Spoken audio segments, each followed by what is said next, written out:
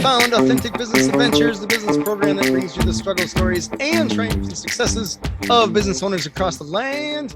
Downloadable audio episodes of the Authentic Business Adventures podcast can be found on the podcast link found at drawincustomers.com. We are locally underwritten by the Bank of Sun Prairie. My name is James Kademan, author, speaker, and helpful coach to small business owners across the country.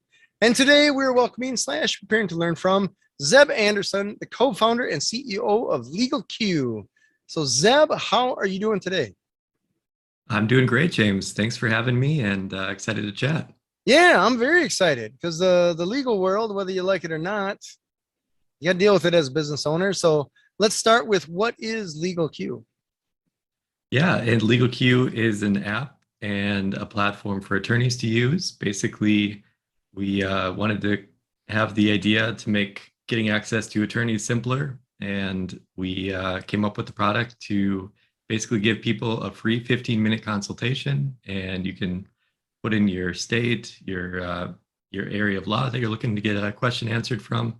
And we connect you to an attorney, and the attorneys on the platform as well basically use it to help out people. And if they do a good job, might have a client out of it. Nice. Very cool. So typically when I come across companies like this that are solving a problem, the founders or someone had a problem that this product solves and they couldn't find a solution. So is this something that you or one of the other co-founders ran into? It's a great question. And I think that's where the best companies come from, right? Is when you have your own or see a problem and solve for it by making a product. And to that end, I am an attorney, for my sins, but I kind of started thinking about this when I worked at Medtronic, which was a big medtech company, or is a big medtech company. Yeah, huge.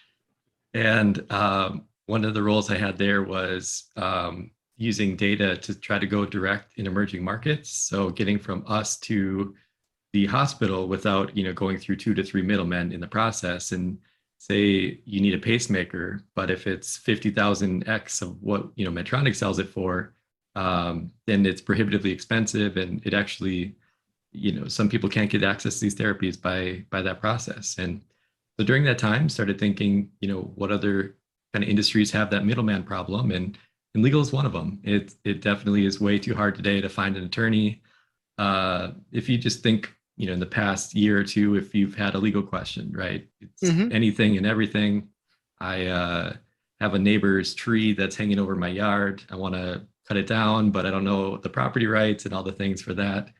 It's, all these questions today, you Google it, you maybe get a law firm, but you're at the mercy of whoever has the best SEO or SEM at the top of Google. Right. You call them, you're on hold for a couple hours, whatever the process is. It's a terrible one. So we just wanted to simplify that and just get people broader access to the legal industry. And I think this is by far the simplest process to do so. And that's the problem we're solving for. And we want to just make it an easy process, something that historically has been way too hard. And, we can talk about some of those reasons why the legal industry is behind the times on the technology, but yeah, sometimes it takes a global pandemic and a scrappy startup to kick them in the pants a little bit to keep it moving. Yeah. For those listening that don't know, and you can correct me if I'm wrong, Zeb, but I believe from the attorney friends that I have, they can't directly call on someone to try to sell them essentially on being their attorney.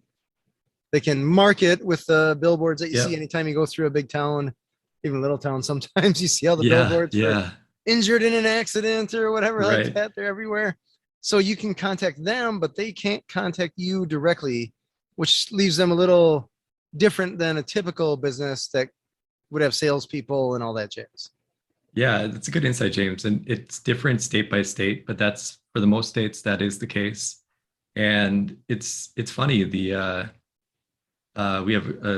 talk to a lot of marketing people for law firms and just helping them understand their journey and their pain points. And we were talking to a marketing manager, and she was saying, the advertisements or the billboards is, they don't ever know how effective those are, but The Oh. reason that she uses them is because the founder of the firm drives by all these every day and wants to see Ah. the billboards for the firm. So Oh, funny. uh, it Little is ego a boost, right? little ego boost. Yeah, hey, that's whatever works for you. But Yeah. yeah, it is prohibitively I don't know, onerous to market as an attorney. Yeah, which I get because you don't want someone to get into a car accident and then have 500 Right. attorneys calling them while they're in the hospital. Totally. So I Yeah. guess And I get it. yep, It's- yep. It just makes the sales process or connecting with an attorney a little bit more difficult. Not to say that anytime somebody reaches out to you to try to sell you something, they're the ones, but a lot of times they'll at least get you looking. So you have to consider a yes or no to that. Do you want to use this person that's calling on you? Right. Now you got to do the digging and figure out, like you said, like, hey, who's got the best SEO? Because I Yep. suppose in any given town, there's 7 billion attorneys or whatever, and Yeah, there's a lot. they all have their There's actually, specialties. Yeah. yeah, 100%. And there's actually 1.3 million attorneys in the States today. 1.3 million. Yeah, it's crazy. That's one out of every, what, 300 people? It's around there. Yeah. Okay. It's crazy. Wow. But we target, so, this is some, I don't know if a lot of people know this. So everybody thinks that, a JD is kind of a ticket to fame and fortune, right? Everybody's driving great cars, the best suits, all Tell the me things. a JD. I'm sorry, the license that you need to practice law or the degree Gotcha. you need to Okay. practice. So, Sure. Give you the and yacht basic, as soon as you graduate, right? yeah, right. Get you the keys. There's a group called NALP, which looks at the attorney salaries. And what they found was, if you're in the top 1 or 2 to 3% of your class, you're working at a big law firm and you're making 3, 4, 500K a year, life is great. Mm-hmm. But then in the middle, there's this big drop off between, that and around 70K. And then there's another kind of big jump between about 45K and 75K a year that 40% of attorneys in America make, and Forty percent. which isn't exactly nothing to snuff at, but at the same point, if it takes you 200 grand in student loans to get to that Right. point, That's what I was thinking. You got to pay you're for behind the the eight ball. education. Yep. So Wow. it's actually a lot of attorneys are struggling. It's you don't see that a lot, and I think the Law and Order and the fancy lawyer shows don't help that case a little bit, Right. but at the same point, there should be a better way to do it. Interesting. Okay. So essentially, what LegalQ does is solve the problem of people that need attorneys, finding attorneys, and then once you find them, or essentially find their phone number or their email address, then you still got to figure out, well, is this a good fit? Exactly. Yep. And so how we facilitate that is with that 15-minute consultation. You can do a text, voice, or video chat directly with the attorney and just make it simple. If you like them, great. You can continue to use them. If you don't, you can get another opinion and, think about it in a different way. And it's just, we can't solve everything overnight. You're still going to pay the whatever, long-term engagement of the attorney is, but Right. we can help make it more efficient on the front end for both sides. Hopefully over time, some of those legal fees can get passed on to the people that they're supporting. Gotcha. All right. So how long has LegalQ been around? We we've been around almost 3 years now, which is crazy to think about. Huh? I have this kind of black hole during the pandemic where I think Yeah. this is universal. Time Mhm. just kind of doesn't exist, and I was working full time at Medtronic when I had the idea for it, but kind of did the nights and weekends shift on this. And last summer, we got into a program called TechStars, which is Oh a yeah. startup accelerator. Hmm. And we great program. They really help you kind of dial in where your operations might be in need of help, and just really help you grow quickly as a company. And they give you a stipend as part of that that they invest in your company. And so from that, I was able to jump ship and do it full time, and we've been just at it since. Nice. So when, just timeline wise, how recent was that? That was last summer. Yep, in July. Okay, nice. Okay, so it's So, been a year roughly, yep, something like that. Okay, and yep, Techstars, I believe they have instructors or kind of coaches that guide you through a lot of this, right? they do. And the most interesting one or flavor of that they do is this week called Mentor Madness, which is literally it's kind of like speed dating for mentorship. You have 50 people that you meet over that week, and each one is, I think, 20 minutes long. And so, you really have to have your value proposition down by the end of that because, you're kind of rapid fire questions and you really do get a lot of really good feedback about your business, about how grow your marketing plan, grow your team effectively, what things should you be looking for in the HR, early employment, all those fun things. And Mm-hmm. it kind of beats it into you by the end of the week of 50 people asking questions about your company. Interesting. So are you, I guess I have to apologize because I don't know how long the Techstars program goes for. Yeah, no problem. It's I think it's a 3 month, is that right? Okay.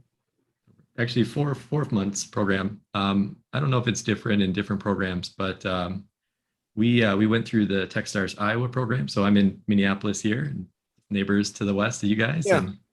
and the Iowa program lined up with our schedule, and to be humbly, like, it's really hard to get in. I think they take less than 1% of the companies that apply to be in the program. So Wow. we feel really honored to be a part of that. Yeah. So you mentioned we and you're the co-founder. So how many people are with you that helped you found the company? Yeah, we had a couple early people in the process that gave a lot of great effort, but then had kind of life circumstances take them away from LegalQ. But today we have I think 13 total. It kind of fluctuates on our engineering department Oh, wow. Okay. people as part of the crew, and some really, really great people. Wagma Garwa, she's a co-founder. She's a brilliant attorney, really good at all things operations, where I'm terrible at, if I'm honest. And we have Lee Sweat. He's our CFO today, and he actually played in the NHL for a little while, Oh, wow. as you do, and wanted to do something in finance when he got out. So we got 3 MBAs while playing. So one of the hardest working people I've ever met, and Nice. really helps on the all things finance. Thomas Hornbeck is our CTO, and he helps with all things product. He's a PhD computer scientist, raised 35 million in previous startups. So really brilliant guy. All right. And honestly, it takes a lot of time to understand. And Anthony Bernetti is our newest CMO, one of the best marketers that I've ever met. Nice. And it takes a long time to truly understand, who's right for the long term in these early roles. And if I have any advice on that, it's just, get to know the person well and understand their motivation, their level of commitment, and their understanding of what this is going to be, because it's like a family or a marriage or whatever analogy you want to use for it, for 5-10 years. And if they don't have your back on that and vice versa, Mhm. it can be a long journey. So, Nice. but yeah, really, really happy with where the team's at today. All right. So it sounds like you must have gone through at least a few runs of funding. Yep. And Um, was that you or is that the whole group or tell me about that? yeah, we've raised about 500K in our pre-seed round so far, and we're actually looking to raise our seed round right now. We're in another accelerator called Launch, which is, if you know of Jason Calcanis, and This Week in Startup, it's his accelerator, so we get to work with them really closely. And it's a long process, and honestly, it's so much work and so much effort, and you hear no from, I think they say, like, the average, you talk to 100 VCs and you hear once yes, or you hear yes once, right? All right. And so those odds, can grate on you after a while when you, and the funny thing is VCs will never tell you no. Well, very few will tell you no, what they'll say is, oh, I love this team is great, TAM product, love everything. You're just too early for us, or you're too XYZ, right? And so Right. it'll be a maybe, because if you turn into a Google or an Amazon, right, they want to throw in their money down the road, so they'll never shut Right. the door on it, but Gotcha. kind of Okay. leave you hanging. All right. That's funny. It's part of the Midwest nice thing. You're like, we don't say no. We rarely say Yeah, yes. It's always yeah, maybe, maybe, maybe. 100%. Slow decision makers. Oh, Yeah. that's funny. Tell me, some of the other software companies that I've talked to, or app companies, Mhm. um, a lot of times they run into what I bet is a similar situation that you have, where you have businesses that you're trying to connect with consumers, Yeah. and it's very tough to connect consumers when you only have a few businesses. But if you get Right. a bunch of businesses, you also need consumers to actually have product to Yeah. sell them. So Yep. how do you solve that chicken egg scenario? That is a great question. It's probably the hardest part about the business, that dual-sided market where you have to grow at the same place at the same time on both sides. And the tricky thing about the law is, most areas of law, you have to have attorneys that practice within the area where the question comes from, right? So if you're in Wisconsin, you have a criminal law question, you need a lawyer from the bar in Wisconsin to answer that. And it's Geographically, geographically, yep. So, really? All yep. right. And there's some exceptions to this, and say like intellectual property, right? A lot of times that's more federally based law. So then you can probably work with an attorney outside of, that geographic area, or immigration, all these more federal based ones. But other than that, that really puts a constraint on making sure that these attorneys are in the states that, you're growing your user side from. And Oh, so it's a state by state thing. And, a lot of times even the attorneys want to work with people that are geographically nearby, because if they need to go into court, they don't want to have to drive from Madison to Milwaukee or something, right. to solve for that case. And so I think that's the tricky part. And there's not a cure all magic solution that we found for this. It's All basically right. just trying to grow, with the channels that we have, and use the app over time to kind of generate that word of mouth, which we're starting to see a little bit more of now. And over time, it grows as it does, but it takes a lot of time to build it. All right. Definitely.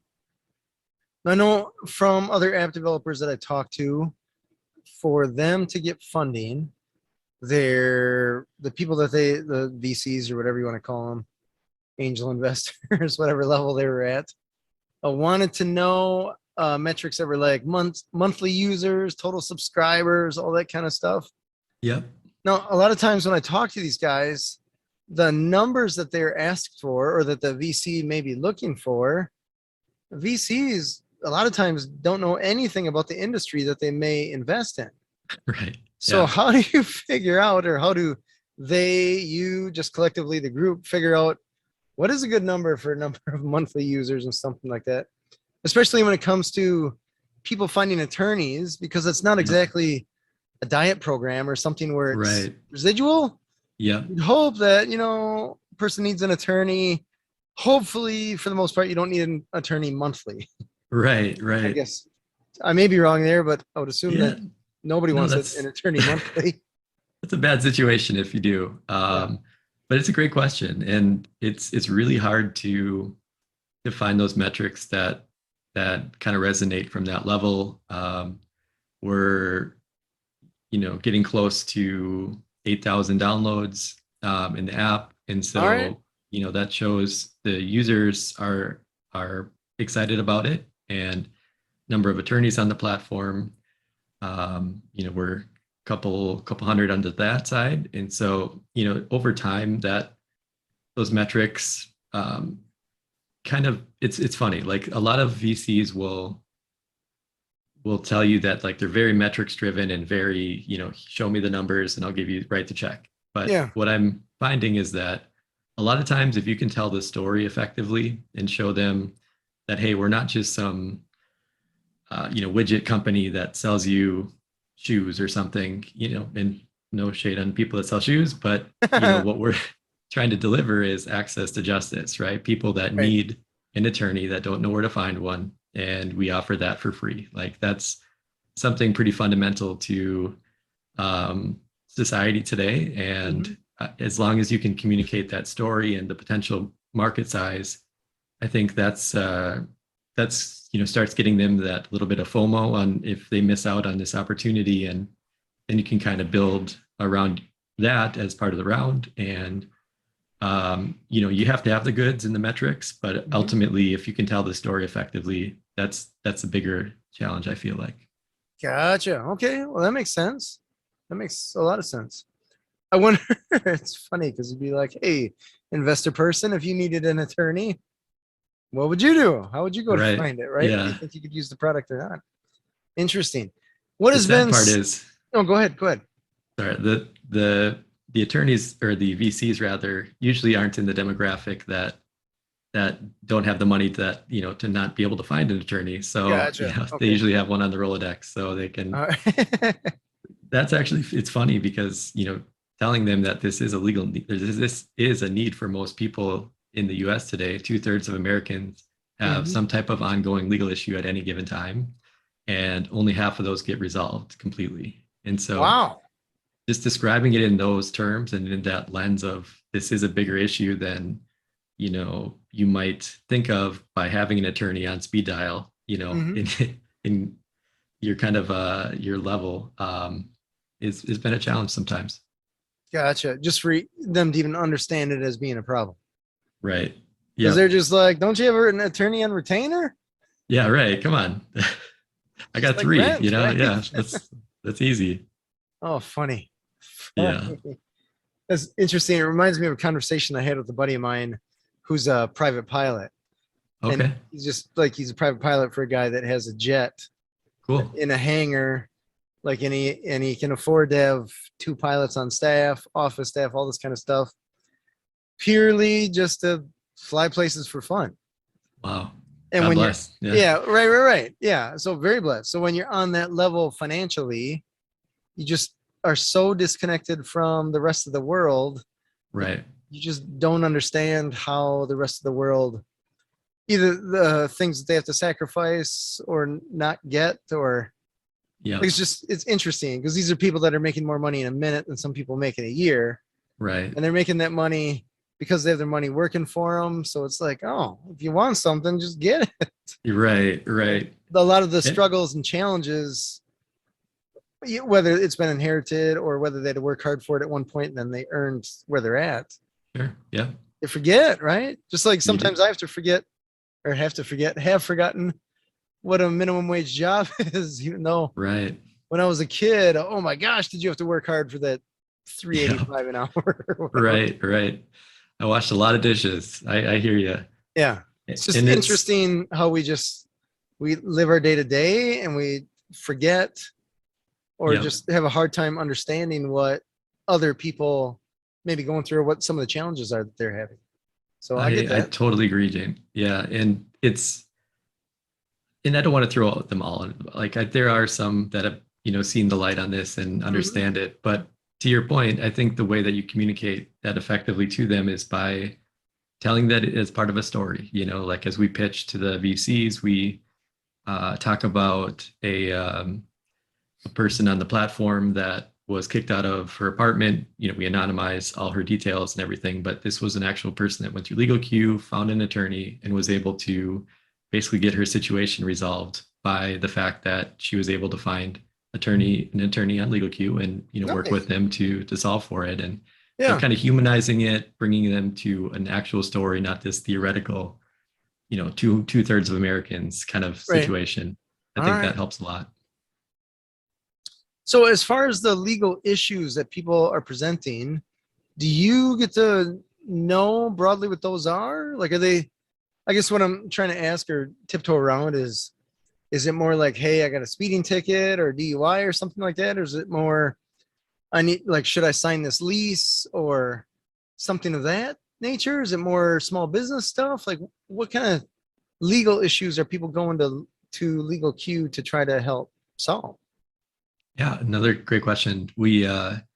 We actually looked into that a little bit, and the most popular category is family law.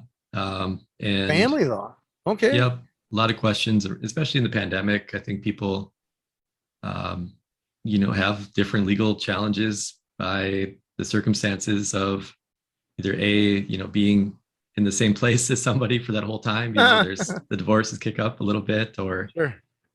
there's circumstances around custody and all these different family law issues that are pretty big out there today. And All the right. other reason that is a little more popular is it's a more transactional. So if you think about like a business law attorney, right? They might work with one company for 5 years and Mhm. get them solved for their questions as they come through. But family law situations are more discrete, right? You can have like a divorce or something, or like a probate, or some of these kind of things that happen around family law that are just a little bit more often holistically across the community.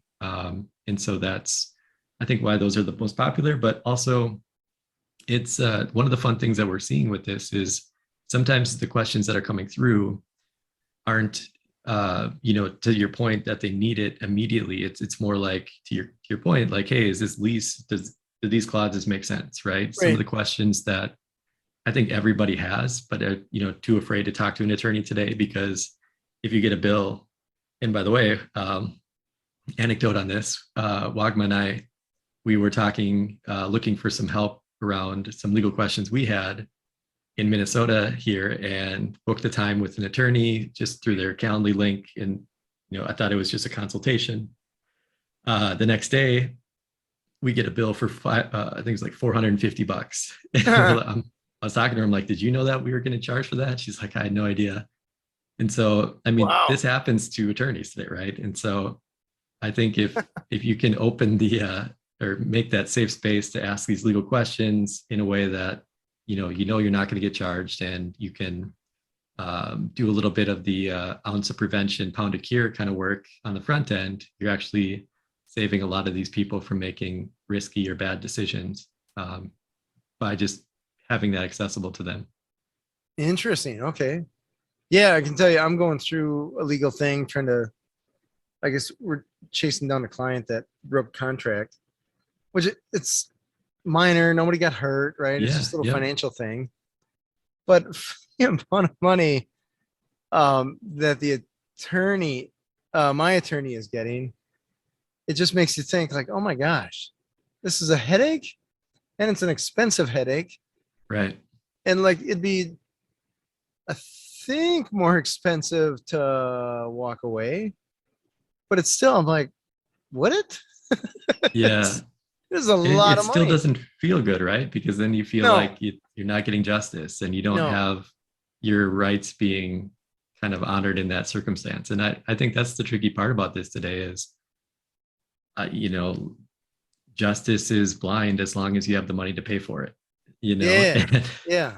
My and rule is in court, there's two people that win, and they're both the attorneys. yeah, right. Doesn't matter who they say won. Yeah, Nobody really won except for the attorneys. no, I hear you. And I, as an attorney, like I love the legal jokes. We have a bunch of them, and um, it's tricky. It really is. Like, the story I mentioned at the beginning of the how much the attorneys make versus what perception of what they make is. And Yeah. I think there's a couple bad apples that give a bad name to the vast majority of the good ones. And Hmm. the ironic thing about all that is most attorneys actually went to law school to be helpful, right? To be advocates, to be in a Okay. position to help people. I truly believe that. And from my experience with hundreds of them now, that's what I'm seeing. It's just, there needs to be a simpler way through technology, or Hmm.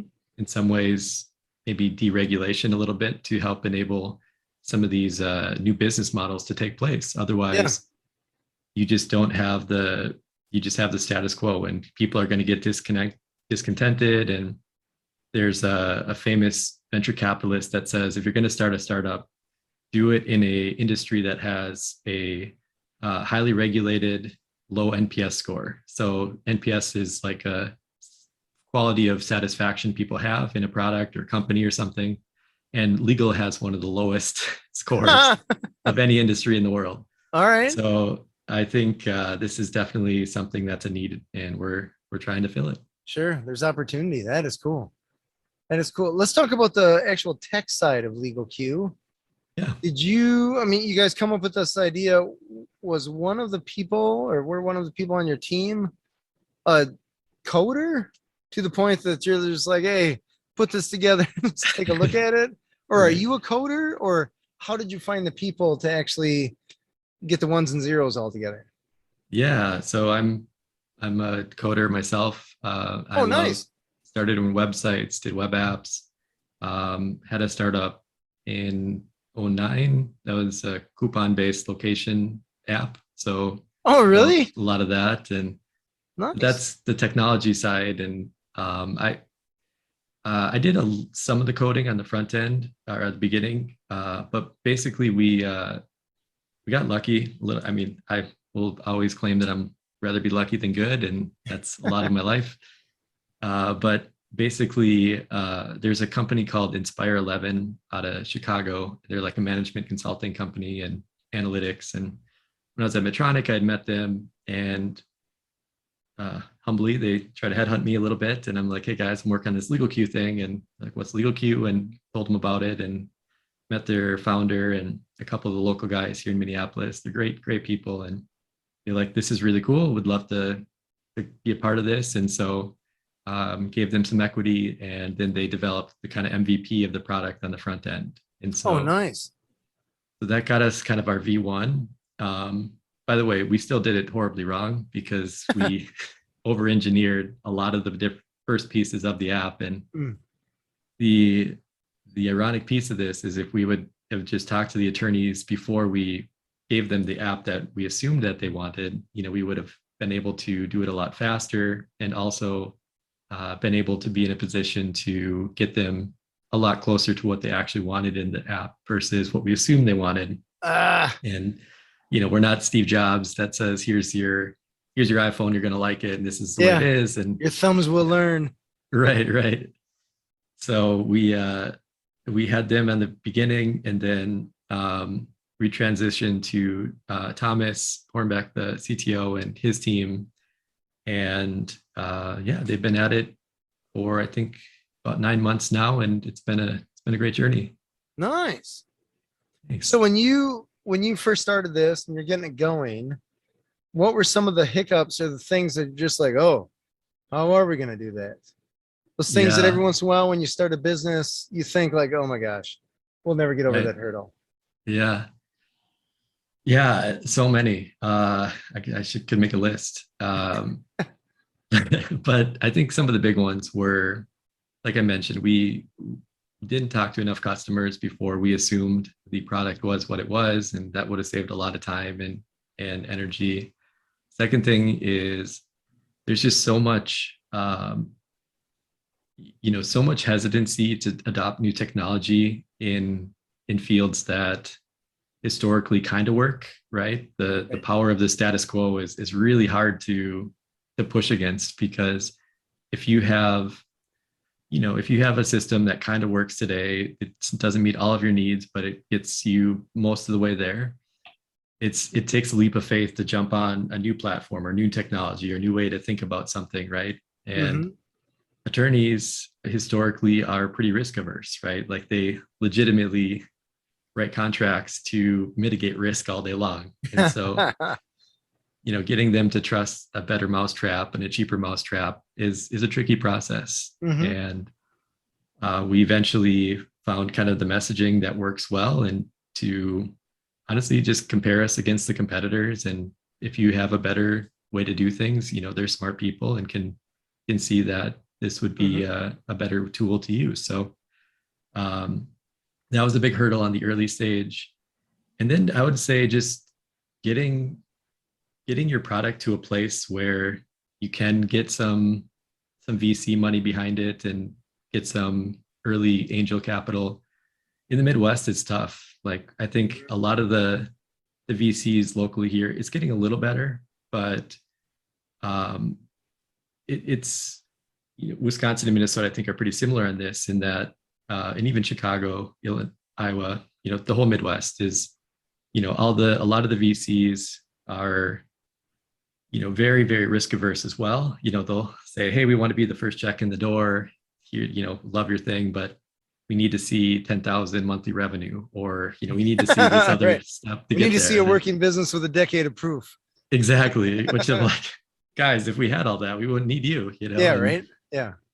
But it's slowly changing, but I think there's just the culture of, a lot of industry, right? So, they're maybe made their money in, I don't know, in timber or med tech, or, some thing with an actual good and service that, Right. provides XYZ value. And it's hard to dream of what a startup could be if it's, 2 months into your product, you have 10 customers and, your team isn't built out yet. So, Right. but that said, the VCs on the coast, there's a lot more leeway for that kind of early stage funding. And, because they've seen a napkin turn into $1 billion company, right? Mm-hmm. Like whatever you write on initial meeting. And so I think they have that muscle memory of understanding that some of these early stage companies, and even if, 1 out of 50 fail or 1 out of 100 fail, then, or I'm sorry, make it, not fail. It's about 95% fail. That makes back your fund, that makes back all the money that you need for your investors in your fund. And I just hope to see that change over time in the Midwest too, because there's a lot of great tech talent here. And if you get stifled by the lack of, investment, especially at that early stage, then you're going to get brain drain to the coasts, one, Mm-hmm. and the people aren't going to stay here and support the communities and grow the small businesses that turn into, these really big tax bases for the cities. So Yeah. I think that's hopefully going to change over time. Yeah. It's interesting. I used to hang out at a place. They had 1 million cups thing. Yeah. They had essentially an incubator, the floors above. And some of those guys would come and talk to or present at the 1 million cups group that I was a part of. And there's one group that I'm thinking of specifically that somebody asked them, what's your revenue model? And they didn't have an answer. Yet they Sure. still had, I think they had over $5 million in investments that people had invested in them. And I'm like, wait a second. Last week we listened to a guy Yeah. with what I thought was like the best new mousetrap in the world. Yeah. And he was clawing trying to get venture capital. These clowns don't even have a revenue model and they're getting millions of dollars thrown at them. Yeah. And I'm like, wait a second. Aren't these people with money supposed to be pretty smart? And then lo and behold, I think it was a year ago, I saw the one without a revenue model closed up shop. And I'm like, well, big surprise. Right. But it's interesting how and I'm not elbow deep in this. I just outsider looking in. I look at some of these companies that I see getting investments pretty handily.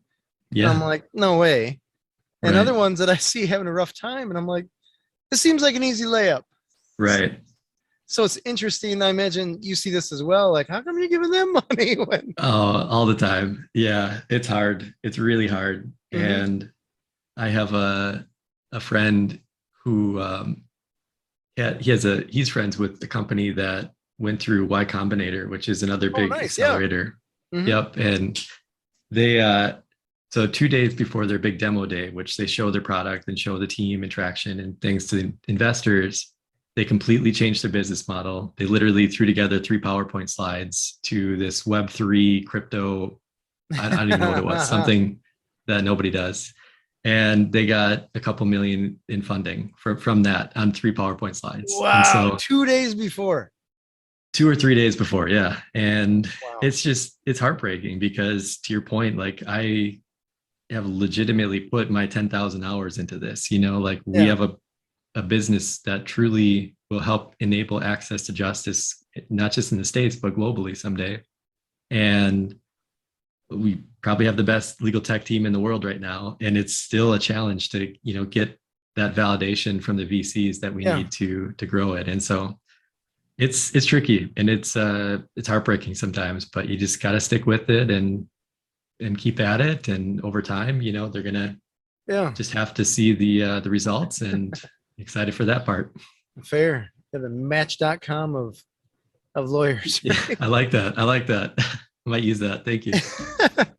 Tell me, the attorneys that you have come on, or even the ones that you haven't, like said, Mhm. not my thing. What has been some of the pushback that they gave you? Yeah, great question. A lot of it is just being uncertain around the platform, new technology, how it works, what they assume are, because I think a lot of attorneys have the understanding that consultations should be free, or at least, the first point of contact to kind of Right. figure out their situation should be free for that. We have some pushback on that.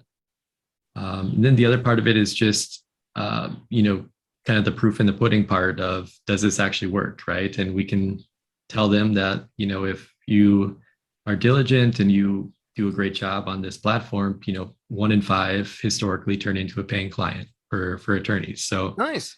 it's, which is double the current kind of industry average of these other competitors that, in my mind, should be illegal in some of them, because if you have 20 attorneys clicking on one lead, this poor soul on the other end gets bombarded, to your point, by 20 attorneys at the same time. Oh, okay. Somehow that's legal, whereas LegalQ connects you one-on-one connection, Yeah. and you can just have a chat, and it's crazy. And I think people just need to know about it a little bit more. I think Hmm. we're close to 100% of the attorneys that go through the demo and see the product like it and get signed up. So Yeah. just takes us the legwork of telling people about it All and right. sharing what it can do for them. It's interesting you say that you got pushback about the free consultation thing, because free consultation's what, 15 minutes, something like that. And I feel like if I had a business where I couldn't proactively sell, I couldn't go out, and I had a customer or potential customer knocking on my door saying, "Hey, just talk to me for 15 minutes so I make sure we're a good fit." Right. I wouldn't say no. Yeah. Like, I'd Right. be like, Right. "Hey, I got this money to Yeah. spend with someone that does what you do, but I want to make sure that you're a good fit." Right. Because otherwise they're just trusting off your logo or your last name. Or Yeah. I'm like, what else would they use to know that you're a good fit? Totally. Reviews, I suppose, but it seems like, to me, that seems like a Yeah. no-brainer. Like, that's a fair request. You're not asking for hours. You're Right. literally asking for probably less time than what you spent looking for your keys at one time. Yep. So Yep. it's kind of like, Totally agree. think you can spare 15 minutes to get a sale? Or in this case, if it's 1 out of 5, you're essentially giving away an hour in Yeah. exchange for hours, plural, paid. Right. Right. I mean, Yeah. talk about easy layup all day long. I'll trade that all day Thank you. long. We're going to use that in our marketing ad. I like it. No, but you're Oh, it's right. And funny. it's, it's a pain point. And uh, like I mentioned earlier, just that kind of default to status quo is a really powerful force. Yeah. And once you can convince them that this is a better mousetrap, better, cheaper, Hmm. safer, easier to do, and then I think people generally see the light on it. Yeah. It's interesting. I started with a business partner, an online window company. So Okay, replacement windows for a house. cool. And we first started that. We ended up pausing it because Okay, of supply chain issues and yeah.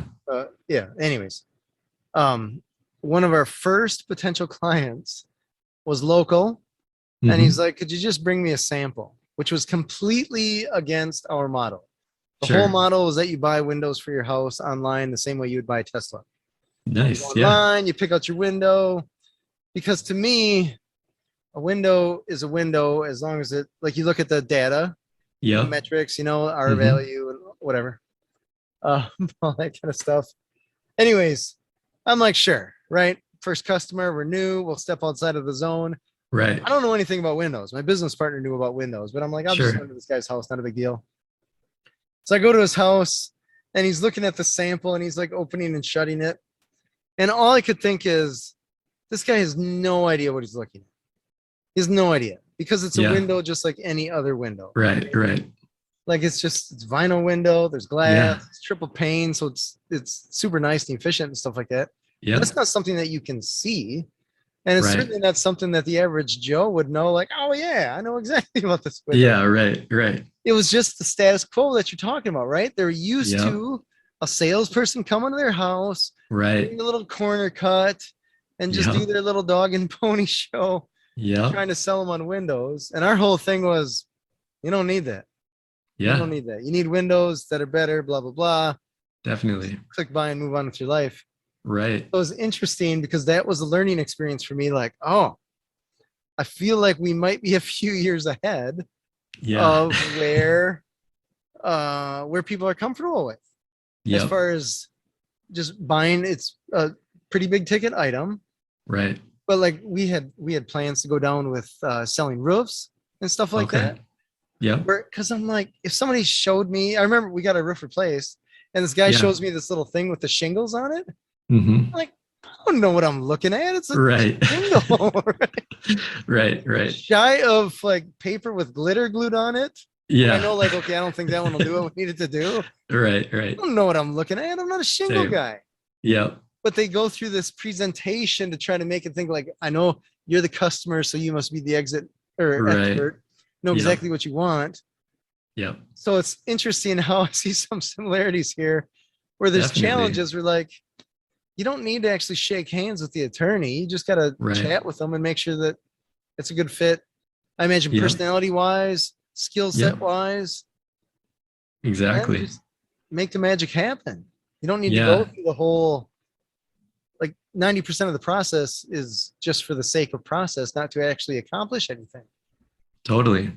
And So, to yeah. extend out your point a little bit further, if you are in a big law firm, downtown with the best office space that you're paying, 50 grand a month Right. for, Oh, yeah. right? Like all these other, um, the flowers in the lobby are 10 grand or, all these like things that you don't need. And basically are just adding to the cost of what they need to pass on to the end user. And Right. the cool thing about, if there's a good thing from the pandemic, it's showing people that it's okay to talk to service people through their phones or through technology, right? If you Right. think all the doctors on demand, talking to your therapist, talking to your tax advisor, all these different industries have kind of during the pandemic forced them to get people to get comfortable with that. And I think now that we're post-pandemic, or whatever flavor of pandemic we're in right now, people are it's a good name for it. People are more comfortable with talking to their attorneys on there as well. And so I think that's the silver lining to just kind of forcing people to understand that, technology is a cheaper, better, faster mousetrap to get there. And this is going to pass along those savings to you as part of it. Yeah. I used to have a printer repair company, and I can remember being in a law firm. I was in Madison, so capital of Wisconsin. So on one side, they have this huge window. I don't know how maybe it was the top floor of the building, but in Wisconsin or in Madison, they have it so you can't be higher than the Capitol. Oh, that's right. Yeah. 8th floor, whatever it is. Yep. Huge pane of glass, right? And this printer is right next to this thing, and you look through the other office, and you can see the lake on the other side. Nice. Beautiful office. Yeah. And all I could think is, this guy just complained about the cost to fix his printer. It was a couple $100, and I think he's paying more per year for where, like the square footage where this printer sits. Yeah. Than what he just paid to have me fix it. Right. And he was because like the printer doesn't care about the view. No, exactly. It was so interesting what he was complaining about. So, yep. Dude, you got a beautiful office, and the only reason you have this office is that when people come here, they think, "Oh, look at this guy, super awesome." Feed the ego. Let me throw some money at you because you must know what you're doing. Right. He's got a view of the lake and the Capitol. It's crazy. It's terrible. Interesting. It's just interesting how the perceptions, I guess, people have. Yeah. It's just, and it is hard to break that sometimes. I mean, it's tricky, right? Because I think a lot of times, and this was a challenge we had early, was people free anything is suspect, right? Like people Yeah. have in their minds, like there's no free lunch. Why would I Right. talk to these, people and they care. And so it took some education on the user side too, to say like, hey guys, like, these attorneys want to talk to you. Like this is something that Yeah. they actually are, paying LegalQ to have the opportunity to chat with you. And so Yeah. having that education a little bit on them understanding that, just because it's free doesn't mean it's bad or, XYZ thing. It's Is essentially a actually, sample, right? Just like you go to a grocery store and they give yeah, you a that's a little good way to say it. slice Yeah. of sausage or cheese on a cracker or whatever. They're Yep. not giving you the whole box. They're just Right. giving you a taste. I imagine Yeah. there's not too many legal issues that can be solved in 15 minutes. That's a good question, actually. It's we don't ever like proclaim to like solve the legal issues. What we're actually trying to do is get them their next steps, right? Like if Right. you get a DUI, right? Like you want to know, what forms should I save? Hmm. What should I be keeping as part of like in evidence? Like, what should I tell the attorneys versus the cops and all the different parts of that process? And Yeah. I think it's just, helping people get comfort around, these are my next steps, and they could solve for it sometimes. And if they do, it's funny, the attorneys get a little gun shy about, solving the whole situation, but we've actually told them like, give them the goods on the call, right? Yeah. Because a lot of times they'll look at that attorney next time they have a contract issue or a family law issue or something, and Yeah. think about, hey, James gave me some great advice last time. He solved my thing for free. I want to use him for my will or trust or whatever else you do, right? And so Yeah.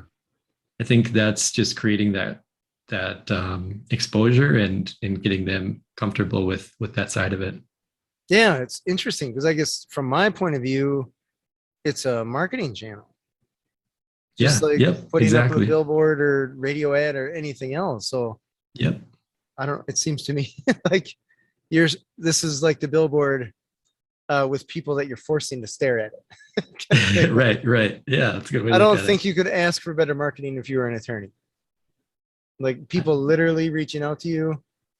That seems, I don't know. It seems to me like Thanks, an James. obvious way to grow your business. But Yeah. No, I I'm appreciate saying that that. not as an attorney, so I guess Yeah. Yeah. Yeah. maybe that's No. there. And it is, I mean, so far it's one of those situations where it almost seems too easy. Like, why wasn't this invented 10 years ago, kind of Fair, question.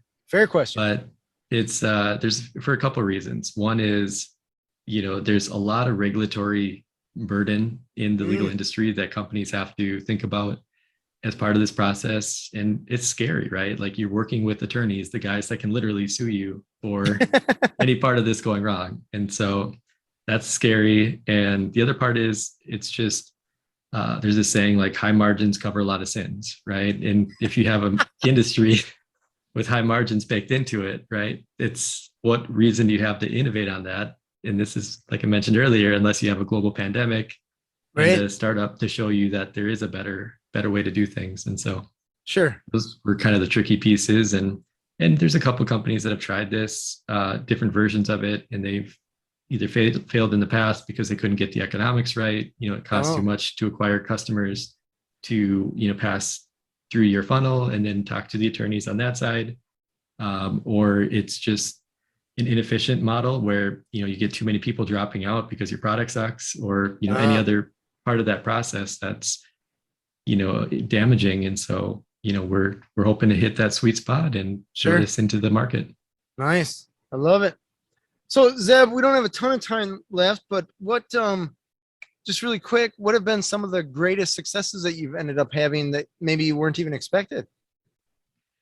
Yeah, great. I love this question. I think it's two things. One, uh, we had somebody that used LegalQ. He had a question about downloading it, called me. I walked him through the process, and um, he called back the next day and was like, "Hey, I had a really good experience. And by the way, I shared my good experience with this group that I'm a part of that has a bunch of people that might need legal help down the road." And the next day we had around 60 organic customers on LegalQ because of the good word that they shared. And so it just, to me, it shows how helpful it is to just do right by your customers, show them that Yeah. you care, show them that you can, help them get these solved. And then the word of mouth is such a powerful channel to growing for that. And the next thing is this is something that we want to take globally, like truly, because if you so there's two main types of systems, legal systems in the world. There's a common law and a civil law. Common law are the countries that are like basically the old Commonwealth countries, like from the UK, Canada, Australia, New Zealand, the US. And they use basically jurisprudence. So basically saying this judge made this rule and you have to abide by that, and then kind of passes it down over time. Really messy system, right?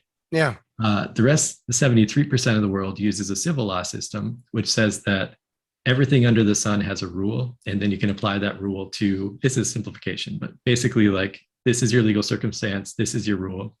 And it's actually from old like Roman law to Napoleonic law to like these laws that are in these countries. And so if you think about it, an app like LegalQ is a lot more likely to be a better solve for those systems, because it's just, here's your circumstance, here's probably the legal situation that applies, let's get that figured out. And so as we grow into these other markets globally, like I can't wait to start helping just with these simple legal questions, and anything from a friend was telling me in Kampala, Uganda, about women in the community that have an uncle or a cousin come up to them and say, hey, can you sign the utility bill? And then they sign it, and it's actually signing away their inheritance. Right. And it takes 5 years to get through the court systems, if ever, to get that resolved. And a 10-minute chat with an attorney could solve for that. Right. And so there's so many of these little microcosm cases where we just want to give people a simpler way to access justice. And I'm really proud to be on that journey with them. All right. Well, that's super cool. Thank you. That's to me sounds like, oh, that is a challenge. It is. US challenging. Conquering the world, that's more challenging, but not insurmountable. So that's very cool. I imagine it's just like any other ladder, right? One rung at a time. So build upon your success. Yeah. So that is cool. Well, we'll have to chat again when I guess you turn that chapter. I look forward to it. That sounds great, James. That is super cool. Well, Zeb, I appreciate your time. This has been awesome. And I've learned a lot, and I wish you great success, because this is one of those, I guess the tech startups, I guess, that I can see, like, it seems like an easy one to invest in. Yeah. So yeah, I wish you the best that way. And you certainly have had a lot of mentors that helped you and point you in the right direction. Definitely. Yeah. I feel really, really blessed, really lucky. And James, you're a great host. So thanks for the chat today. Appreciate it. Oh, glad to help. You're a great guest. You got a great thing going. How, Zeb, I didn't even ask this. How can people find you in LegalQ? Yeah, no, thank you. If they want to go to legalq.io, we can, there's a part for the users. You can download the app from it. Or if you're an attorney, you can click on the attorney's links and we'll get you set up from there. Gotcha. So that's legalq.io. Yep. Excellent. Excellent. Well, super cool. Zeb, I appreciate you being on the show. Thanks for having me. Appreciate it. This has been Authentic Business Adventures, the business program that brings you the struggle stories and triumphant successes of business owners across the land. We are underwritten locally by the Bank of Sun Prairie. If you're listening or watching this on the web, if you could do us a huge favor, comment below, subscribe, and of course, give us a big old thumbs up. That always helps. My name is James Caterman, and Authentic Business Adventures is brought to you by Calls on Call, offering call answering and receptionist services for service businesses across the country on the web at callsoncall.com, as well as Draw In Customers Business Coaching, offering business coaching services for entrepreneurs looking for growth on the web at drawincustomers.com. And of course, the Bold Business Book, a book for the entrepreneur and all of us, available wherever fine books are sold. We'd like to thank you, our wonderful listeners, as well as our guest, Zeb Anderson, the co-founder and CEO of LegalQ. Zeb, can you tell us that website one more time? Yeah, it's legalq.io. .io. legalq.io. Yes, past episodes can be found morning, noon, and night. The podcast link found at drawincustomers.com. Thank you for listening. We'll see you next week. I want you to stay awesome. And if you do nothing else, enjoy your business. you.